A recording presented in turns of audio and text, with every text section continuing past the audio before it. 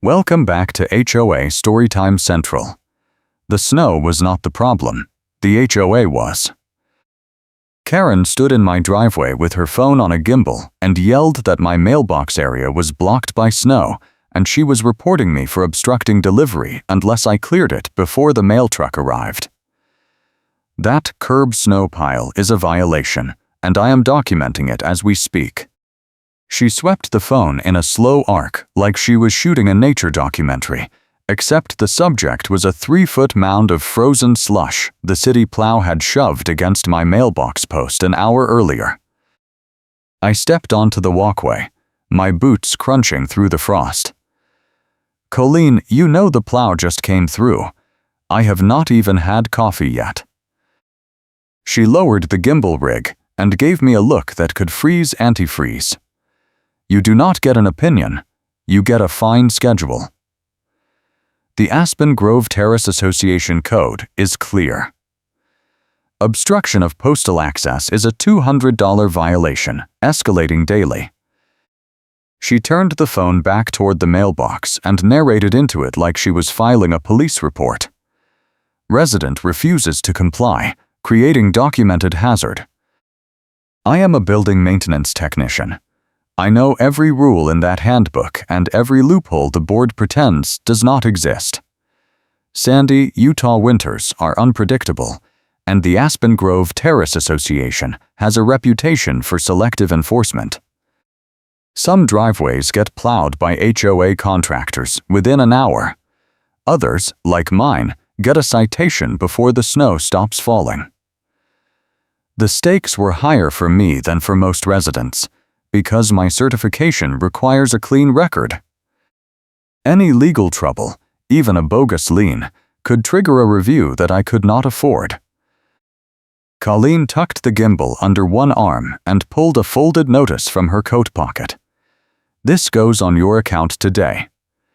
If the obstruction is not cleared by 10 in the morning, I am authorizing a contractor clearance at your expense. That means another $300 surcharge." "The mail does not even come until noon," I said. She smiled, and it was the kind of smile that meant she had been waiting for me to argue. "That is not my problem. You will pay the fee, then you will pay the fee about the fee." She turned and walked back toward the street, her boots leaving perfect prints in the snow. I watched her cross to her car, which was parked directly in front of my driveway with the hazard lights on. A cheap flashlight headlamp was clipped to her visor, the same one I had seen bobbing around the neighborhood at night after the last storm. I made a mental note and pulled out my phone. My doorbell camera had caught the whole exchange. I saved the clip and checked the timestamp. By 9 in the morning, I had cleared the mailbox area with a shovel, which took about 10 minutes. The city ordinance only required a 3-foot clearance around postal infrastructure, and I had given it 4. I took photos from every angle, including a tape measure shot showing the gap. Then I called my neighbor, Marcus, who rents 2 doors down and works as a tenant rights advocate. He had been dealing with the HOA for years and knew how they operated. Marcus came over 20 minutes later with his arms crossed and a smirk. "Let me guess," he said. "Colleen? How did you know?" "Because she hit me last week for the same thing. Claimed my porch mat was visible from the street and counted as exterior decor. She tried to fine me $100. I fought it and she dropped it, but only because I got the management company involved." I told him about the gimbal video and the fee threat. He shook his head. "She is escalating. Last month, she tried to get someone towed for parking too close to the curb cut during a storm. The tow company refused because the car was legal. She went ballistic." "I need to document everything," I said. "If this goes to a hearing, I want proof that she is targeting me." Marcus looked at the mailbox area, which was now pristine. "You already cleared it. That is not going to stop her. She will find something else." He was right. By noon, a new notice appeared on my door. This one cited wet boot trays visible through my front window, claiming they violated the Visual Standards Clause. The fine was another $150, due immediately, with a lien warning if I did not pay within 10 days.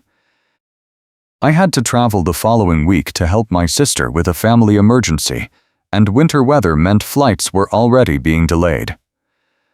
I could not afford to get stuck in a legal battle while I was out of state, but I also could not let Colleen run me over. I called the management company and asked for a copy of the complaint file. They told me it would take 3 business days. I did not have 3 days.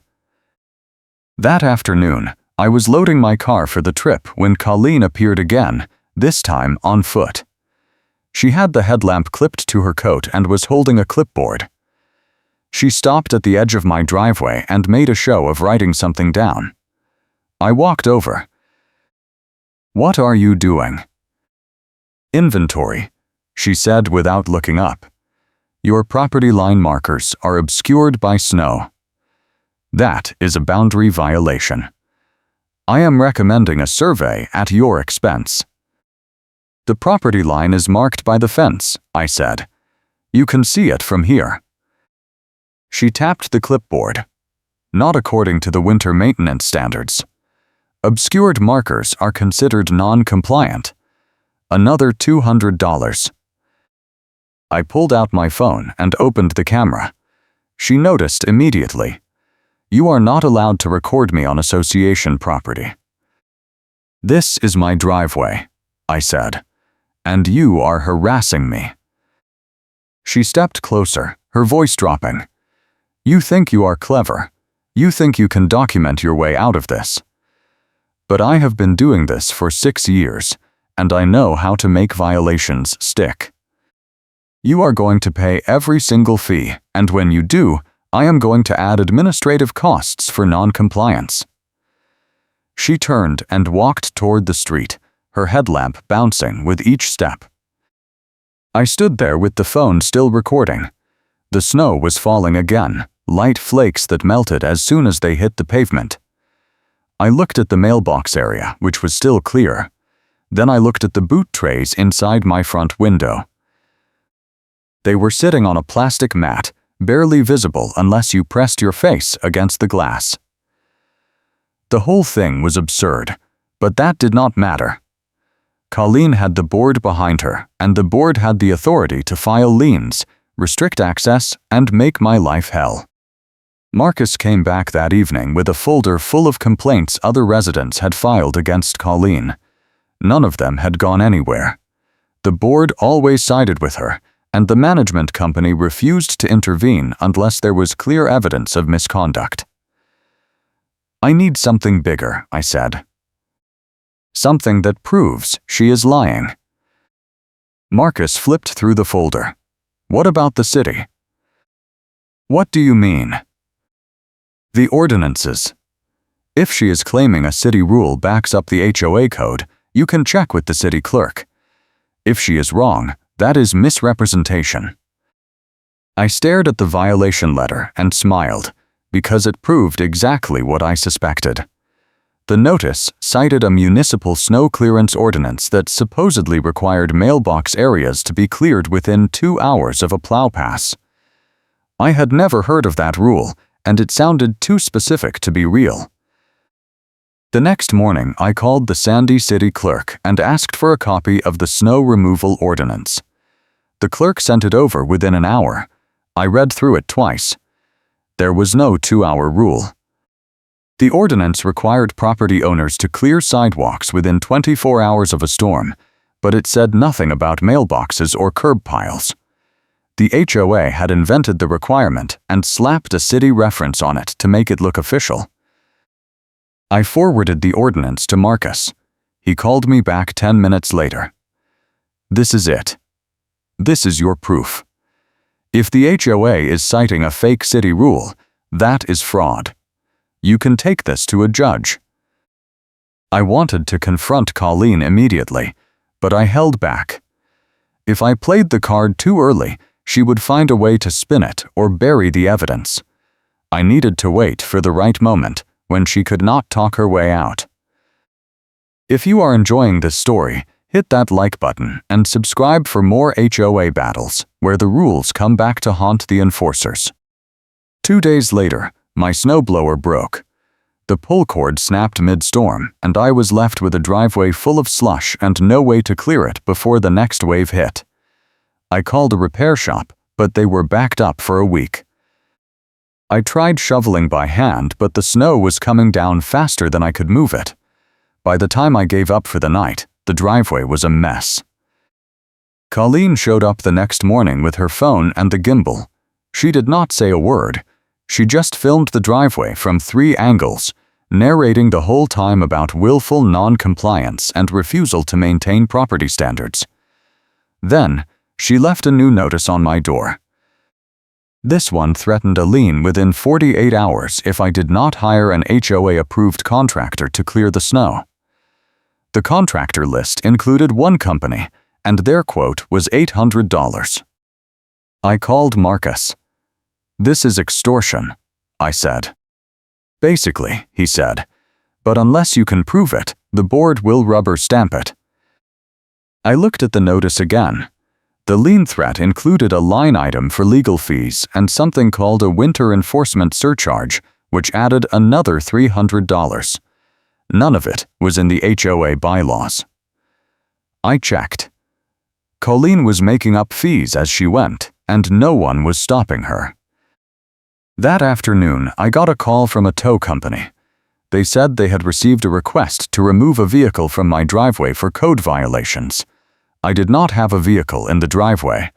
I ran outside and saw Colleen standing by my car, which was parked legally in front of my house on the street. She was on the phone, talking to someone and pointing at the car. I walked up. "What are you doing?" She covered the phone. "Your vehicle is parked in violation of the snow route designation. It is being towed in 10 minutes. "This is not a snow route," I said. "The sign is 2 blocks down." She pulled up a photo on her phone. It showed my car parked near a curb with a snow pile behind it. The angle made it look like the car was blocking the street, but it was a lie. The photo had been taken from an extreme angle, inches from my property line, to make the snow look worse and the car look illegally placed. The tow truck arrived 5 minutes later. The driver got out and walked toward my car with a winch cable. I intercepted him before he could hook it up. "This is not a snow route," I said, "and that car is legally parked." He looked at the notice Colleen had handed him. "It says here it is blocking access." "It is not. Check the city code.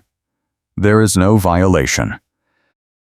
The driver pulled out his phone and looked up the street on a map app. He frowned. "You are right. This is not a designated route." He turned to Colleen. "I am not towing this." She stepped forward, her voice rising. "You have a contract with the association. You are required to enforce our requests." "Not if they are false," he said. "I am not risking my license for a bad call." He got back in the truck and drove off. Colleen turned to me, her face red. "You just cost the association a contractor relationship." "You just tried to steal my car," I said. She opened her mouth to respond, but then stopped. A glove lay on the walkway between us, frozen stiff and dusted with snow. It was one of hers. She must have dropped it during her inspection the day before. She bent down and picked it up, her expression shifting to something I could not quite read.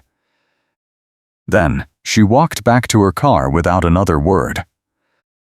I called Marcus and told him what had happened. He laughed. "She is panicking." "That means you are getting close." "Close to what?" "To whatever she is hiding." People do not escalate like this unless they are scared. I spent the next 2 days gathering everything I could. Doorbell footage, photos, city ordinance copies, complaint records from other residents. I built a timeline showing every interaction, every bogus fee, every fake rule Colleen had cited. Then I requested an emergency hearing with the board. The HOA bylaws allowed any resident to call for a hearing if they could demonstrate immediate harm. A lien threat qualified. The board scheduled the hearing for the following week, the day before my trip. I had one shot to make my case, and I knew Colleen would be there with her own version of events. I needed the trump card ready, but I also needed to time it perfectly. If I revealed the city clerk confirmation too early, she would pivot. If I waited too long, the board might rule against me before I could get it on the record. The hearing was set for 6 in the evening at the community center. I arrived early with a folder full of documents and my phone loaded with video clips. Marcus came with me as a witness. The board sat at a long table at the front of the room. Colleen sat off to the side with her own folder, which looked 3 times thicker than mine. The board president, a retired accountant named Donald, opened the meeting. We are here to review multiple code violations filed against you over the past 2 weeks. Miss Clark has documented several incidents of non-compliance. You will have an opportunity to respond. Colleen stood up and walked to the front. She laid out her case with the precision of a prosecutor.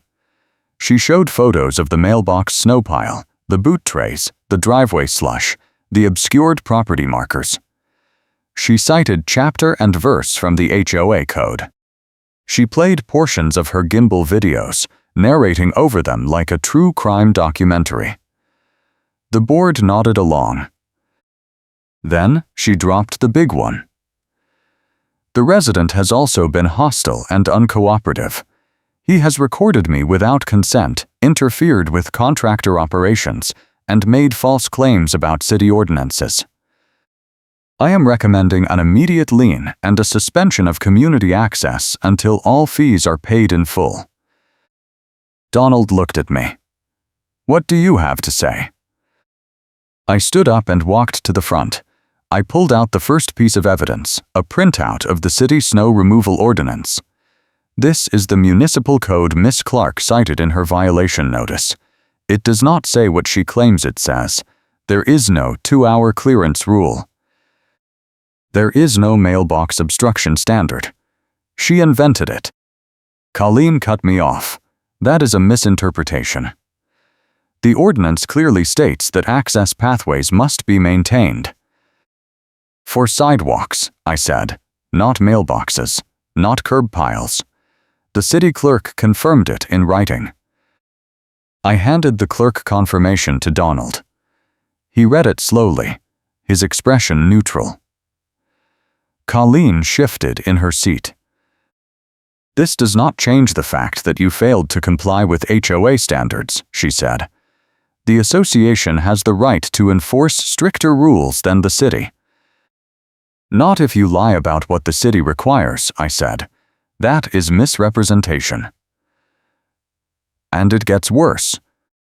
I pulled out my phone and connected it to the projector. The doorbell video appeared on the screen. Colleen stood in my driveway with the gimbal yelling about obstruction.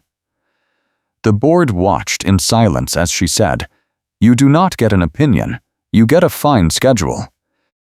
Then the video cut to the second encounter, where she threatened the survey fee for obscured property markers that were clearly visible. Donald leaned forward. Miss Clark, did you conduct these inspections? Of course I did. That is my job. Did you verify the city ordinance before citing it? She hesitated. The ordinance is referenced in our code. I assumed it was accurate. You assumed, I said, or you made it up to justify a fine. Colleen stood up, her voice sharp. This is defamation. I am exercising my authority as compliance officer in accordance with board policy. Donald held up a hand. Let him finish.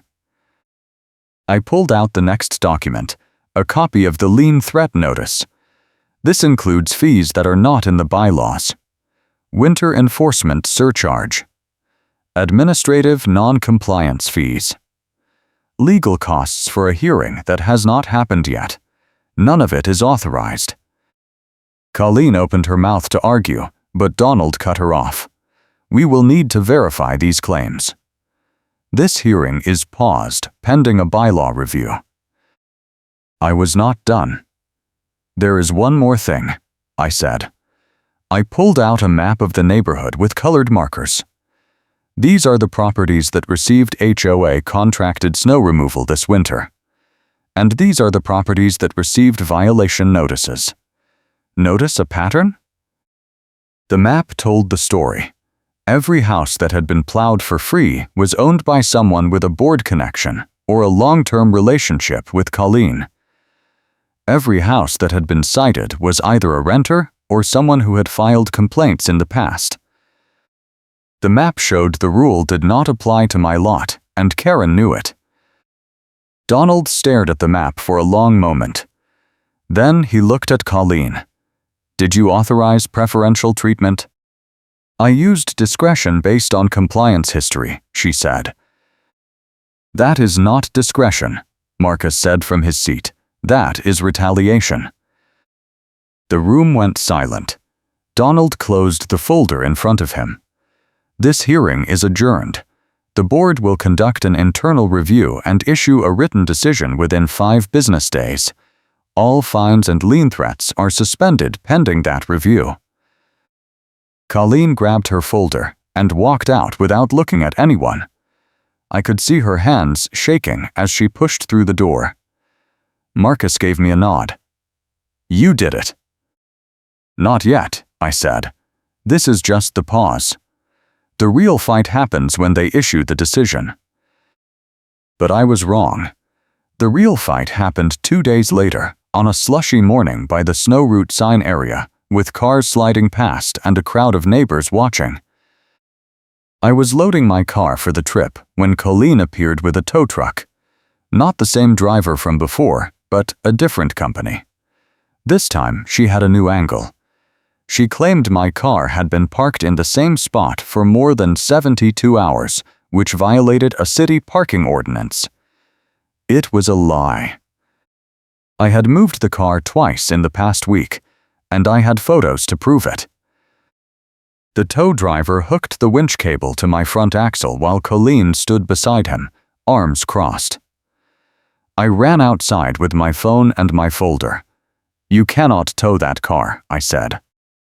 It is in violation, Colleen said. 72-hour rule. I moved it 3 days ago. I have proof. She pulled out her phone and showed the driver a photo. It is in the same spot in every picture. The photos were staged. She had taken them from the exact same angle every day to make it look like the car had not moved. But the metadata would show the truth. I opened my photo app and pulled up my own pictures, showing the car in different positions with timestamps. The driver looked at both sets of photos. Then he unhooked the cable. I am not doing this. If you two want to fight about it, call the police. He got back in the truck and drove off. Colleen turned to me, her face twisted in rage. You think you won? But I still have the board. I still have the authority. Not anymore, I said. I request an emergency hearing and present the evidence in the courthouse hallway at the last second. She blinked. What?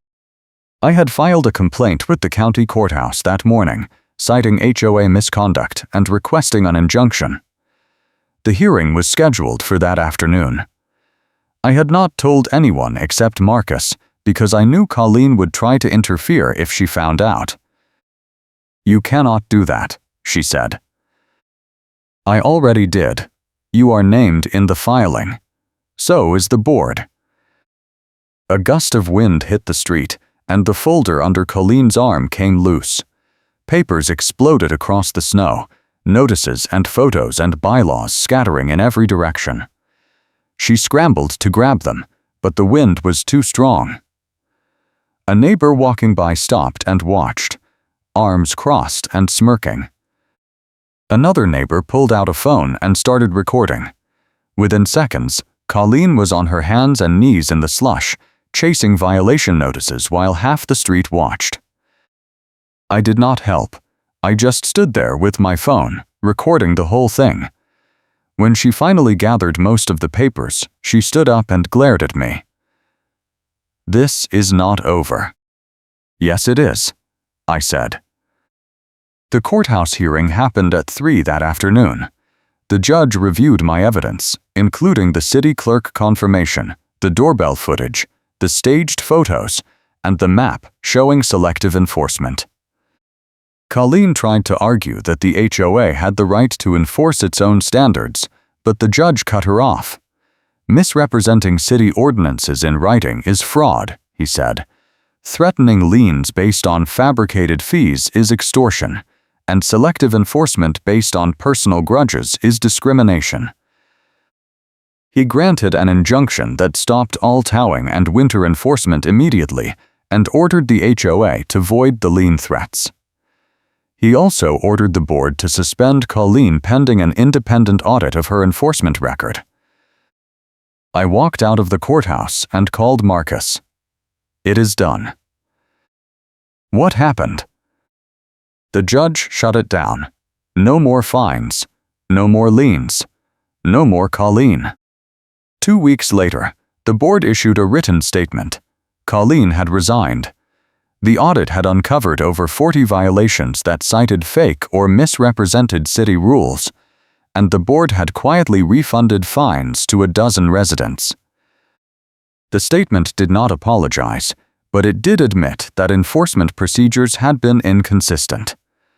A neighbor petition that forces a vote during the meeting led to new bylaws requiring city clerk verification for any violation that cited a municipal code. Karen's complaint is ruled unfounded with evidence cited, and the HOA retracts the winter violation in writing. I got a formal letter clearing my record and confirming that no fees or liens would be filed. The letter did not mention Colleen by name, but everyone knew. I ran into her one more time, at the grocery store in March. She was in the checkout line with a cart full of boxes, moving boxes. She did not look at me. I did not say anything. I just walked past and paid for my things. Marcus called me that night. "Did you hear?" "Hear what?" "Colleen is moving out of state. Someone on the board told me she took a job in Arizona. She is gone." I stood on my front porch that evening and looked at the mailbox area. The snow was melting. The curb was clear. The driveway was clean. For the first time in weeks, I felt like I could breathe. The cheap flashlight headlamp was still clipped to my visor, a souvenir from the night I caught her trespassing. I thought about keeping it, but I tossed it in the trash instead. I did not need a reminder. The HOA sent out a new enforcement policy the following month. It required all citations to include photographic evidence, timestamps, and city code verification. It banned retroactive fees and required board approval for any lien. It was not perfect, but it was better. And it happened because one person refused to back down. The doorbell video still sits in my cloud storage. I have not watched it since the hearing, but I keep it there just in case. Because people like Colleen do not disappear. They just move to the next neighborhood, the next board, the next set of targets. And when they do, someone has to be ready. I never got an apology. I did not expect one. But I got something better. I got my record cleared, my fees voided, and my property back. And I got to watch Colleen's entire enforcement empire collapse in a document blizzard on a slush-covered street while half the neighborhood recorded it. That frozen glove sat on my porch for 3 days before I threw it out. Every time I saw it, I thought about the look on her face when the tow driver refused to hook my car. That moment when she realized she had pushed too far and lost. That was worth more than any apology. Thanks for watching. I will see you in the next HOA story.